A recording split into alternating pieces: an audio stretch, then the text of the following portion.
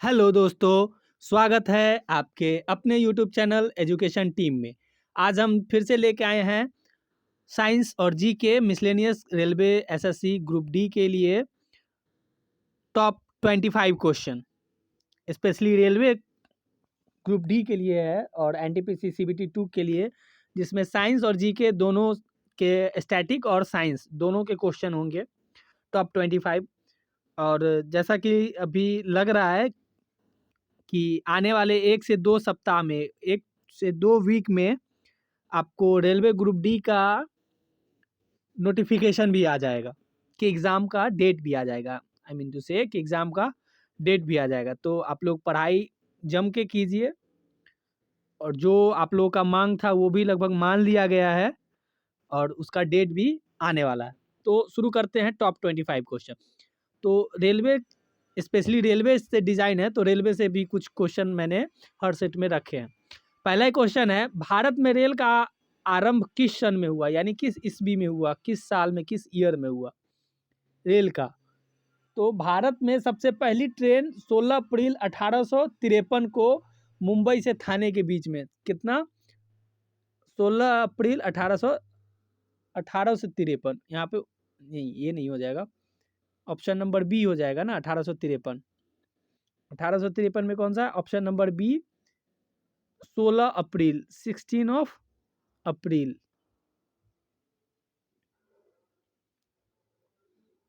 16 अप्रैल को कहाँ से, मुंबई से थाने के बीच में पहली ट्रेन। ठीक है, क्वेश्चन नंबर 2 पे आएंगे। भारतीय रेल का राष्ट्रीयकरण कब हुआ। भारतीय रेल का राष्ट्रीयकरण 1950 में, आज़ादी के बाद। कब हुआ, 1950 में, हमारे देश के आज़ादी के बाद 1950 में भारतीय रेल का राष्ट्रीयकरण हुआ। भारत में सबसे लंबी दूरी तय करने वाली रेल कौन सी है, सबसे ज़्यादा डिस्टेंस कवर करने वाली, तो कौन सी ट्रेन है, विवेक एक्सप्रेस।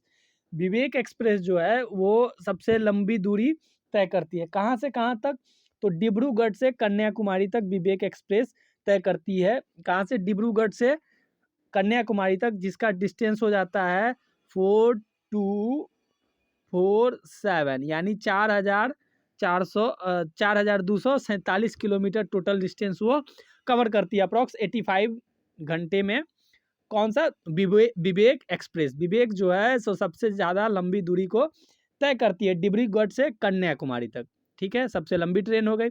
भारत में सबसे तेज चलने वाली गाड़ी कौन सी है, सबसे तेज, फास्टेस्ट। तो ये ऑप्शन पुराने हैं। अभी जो ट्रेन आई है, ट्रेन 18, ट्रेन 18 जो है, ट्रेन 18 के नाम से ट्रेन जो भारत में ही निर्मित ट्रेन है, वो सबसे फास्ट चलने वाली ट्रेन में नाम उसका शुमार हुआ है।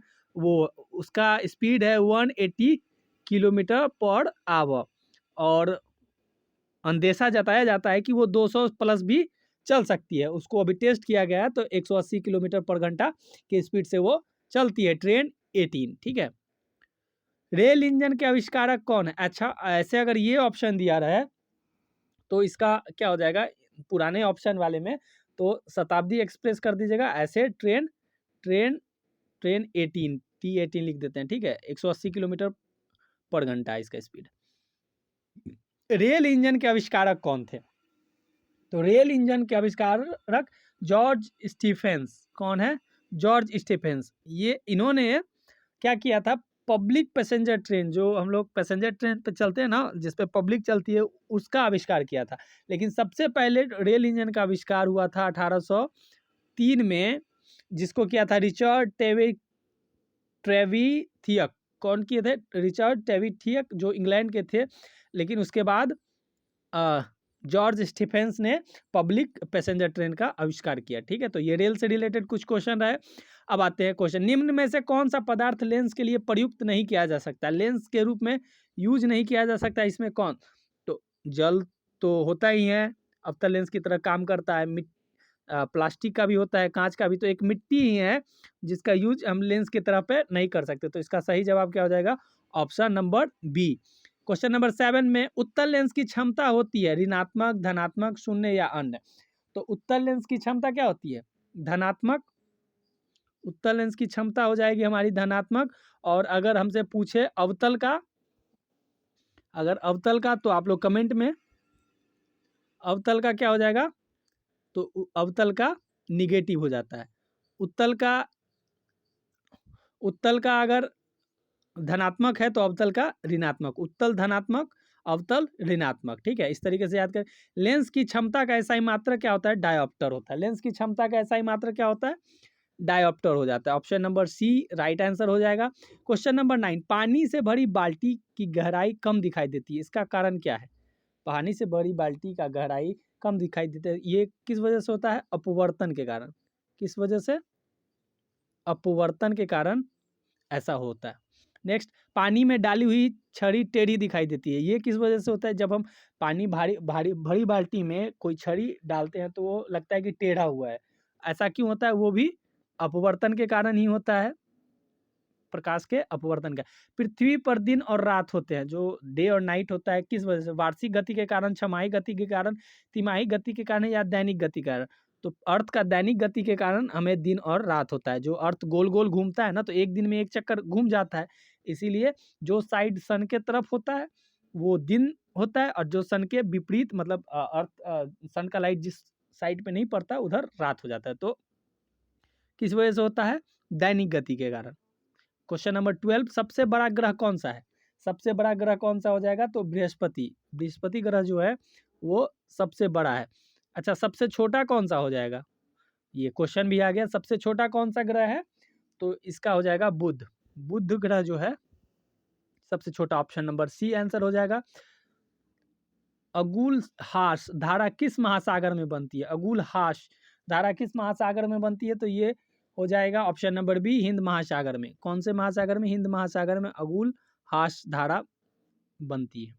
पृथ्वी का सबसे भीतर वाला भाग क्रोड किसका बना होता है, बीच का जो सेंटर का, ऐसे पृथ्वी है, इसका बीच का जो भाग है सेंटर का, वो क्रोड जो होता है किस चीज का बना होता है, तो इसका आंसर हो जाएगा लोहा और निकेल का। इसमें क्या होता है, लोहा और निकेल का, ऑप्शन नंबर 4।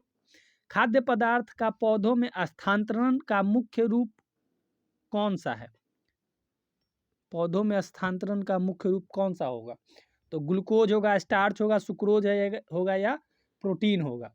तो इसका क्या हो जाएगा, सुक्रोज होगा। खाद्य पदार्थ में पौधों का पूछ रहा है, तो क्या हो जाएगा इसका, सुक्रोज हो जाएगा, ऑप्शन नंबर सी। एक स्वस्थ मनुष्य का रक्तचाप, ब्लड प्रेशर कितना होता है, तो ये तो सबको पता होगा, 120/180। अच्छा, ब्लड प्रेशर मापने वाले मशीन को क्या बोलते हैं, कमेंट में बताइएगा, या बता दूं, स्टीफनो मैग्नोमीटर, स्टेथोस्कोप। स्टेथोस्कोप से तो हम वो मानते हैं ना, दिल की धड़कन मापते हैं, तो लेकिन रक्तचाप मापने के लिए स्फिग्नोमैनोमीटर। ठीक है, स्टेथोस्कोप जो डॉक्टर लोग कान में लगाए, गले में लटकाए रहते हैं, तो उससे दिल की धड़कन मापते हैं, हार्ट बीट जिसको बोलते हैं। लेकिन रक्तचाप मापने के लिए स्फिग्नोमैनोमीटर कहते हैं उसको। ठीक है, क्वेश्चन नंबर 18, मनुष्य के मस्तिष्क की सबसे बाहरी झिल्ली को क्या बोलते हैं, पियामीटर, मीटर, ड्यूरामीटर, या सॉरी एरेक्सनोइड, क्या बोलते हैं उसको, तो ड्यूरामीटर। क्या बोलते हैं, मस्तिष्क की सबसे बाहरी झिल्ली को ड्यूरामीटर होते हैं। हमारे जो मस्तिष्क होता है, ये एक तो हड्डी से कवर ही होता है, उसके अंदर एक झिल्ली पतले तरह का होता है, जो हमारे मस्तिष्क को बांध के रखता है या फिर सेव करता है, मेनिंजॉइड जिसको बोलते हैं, वो उसको क्या बोलते हैं, ड्यूरामीटर बोलते हैं। ठीक है, मनुष्य के सूंघने की क्षमता को नियंत्रित करता है। अभी कोरोना में सबकी सूंघने की क्षमता चली गई थी, ठीक है, टेस्ट भी चला जाता है, तो उसको कौन नियंत्रित करता है, ऑप्टिकल पाली, घृणानोदित पाली, या सेरिब्रम, या इनमें से कोई। तो ऑप्शन नंबर बी हो जाएगा, घृणानोन्द्रिय पाली। कौन हो जाएगा, घृणानोन्द्रिय पाली। क्वेश्चन नंबर 20, मनुष्य में बुद्धि एवं चतुराई का केंद्र। अच्छा, बुद्धि एवं स्मार्ट आदमी जिसका मेमोरी पावर अच्छा होता है, वो किस वजह से होता है, सेरिबलम, हाइपोथैलेमस, सेरिब्रम, या स्पाइनल कॉर्ड। तो किस वजह से हो, आदमी की चतुराई या मेमोरी पावर किस पे डिपेंड करता है, तो ये हो जाएगा सेरिब्रम पे। मनुष्य का बॉडी का सेरिब्रम जिसका मजबूत होगा, जो वो बुद्धिमान और चतुर होगा, उसका मेमोरी पावर ताकतवर होता है, और ब्रेन का सबसे बड़ा हिस्सा भी यही होता है। इसी में हमारा ब्रेन का 60% भाग यही होता है, और मेमोरी पावर जिसका स्ट्रांग होता है, जिसकी यादाश्त अच्छी होती है, वो उसका सेरिब्रम समझिए क्या है, मजबूत है। अंग्रेजों ने फूट डालो और शासन करो की नीति कब अपनाई थी? फूट डालो राज करो की नीति कब अपनाई थी अंग्रेजों ने? तो इसका ऑप्शन नंबर सी 1858 के बाद। फूट डालो 1857 के युद्ध के बाद इन्होंने तय किया कि फूट डालो और राज करो, दो दो राजाओं में लड़ा दो, हिंदू मुस्लिम कर दो। तो आपस में जब लड़ लेंगे तो कभी हम लोग यूनाइट नहीं हो पाएंगे, तो उनसे एक होकर लड़ेंगे नहीं तो कभी जीत नहीं पाएंगे। तो उन्होंने क्या किया, फूट डालो और शासन करो की नीति अपनाई। इंग्लैंड में गृह युद्ध कितने वर्षों तक चला था? 7 वर्षों तक। गृह युद्ध कितने वर्षों तक इंग्लैंड में चला था? 7 वर्षों तक। आर्य भारत में कहाँ से आए थे? आर्य लोग जो थे भारत में कहाँ से? केंद्रीय एशिया से। कहाँ से? केंद्रीय एशिया से, सेंट्रल एशिया से आए थे। डीसीएम ट्रॉफी का संबंध किस खेल से है? डीसीएम ट्रॉफी का संबंध किससे है? फुटबॉल से। डीसीएम फुटबॉल से। और दिलीप ट्रॉफी का किससे है? आप लोग कमेंट में बताइएगा। माइकल फिलिप्स किस खेल से संबंधित है? माइकल फिलिप्स किस खेल से संबंधित है? तो तैराकी से। माइकल फिलिप्स किस खेल से संबंधित है? तैराकी से। अच्छा, एडम गिलक्रिस्ट, एडम गिलक्रिस्ट किस खेल से संबंधित है ये बताइएगा। और सचिन तेंदुलकर ये किस खेल से है? और साइना नेहवाल, ये तीनों का नाम बताइएगा। एडम गिलक्रिस्ट, सचिन तेंदुलकर और साइना नेहवाल, ये तीनों जो है किस खेल से हैं और कौन से देश से हैं? ये लोग आप कमेंट में बताइएगा। चलिए, ये रहा आपका आंसर। तो आज के लिए टॉप 25 क्वेश्चन यही रहा। आप लोग इसको याद कर लीजिए, देख लीजिए। और भी मैंने बना रखे हैं, वो आप चैनल पे जो नए हैं वो चैनल पे जाके देख सकते हैं। अगर वीडियो अच्छा लगा हो तो शेयर कीजिए, लाइक कीजिए, सब्सक्राइब कीजिए और बेल आइकन को दबा लीजिए ताकि रोज़ रोज़ वीडियो आएंगे। अब रेलवे एनटीपीसी और रेलवे ग्रुप डी से रिलेटेड, स्पेशली जीके जीएस और करंट भी, तो आपके लिए बेटर होगा, सबसे पहले आपको मिलेगा। थैंक यू, धन्यवाद, जय हिंद।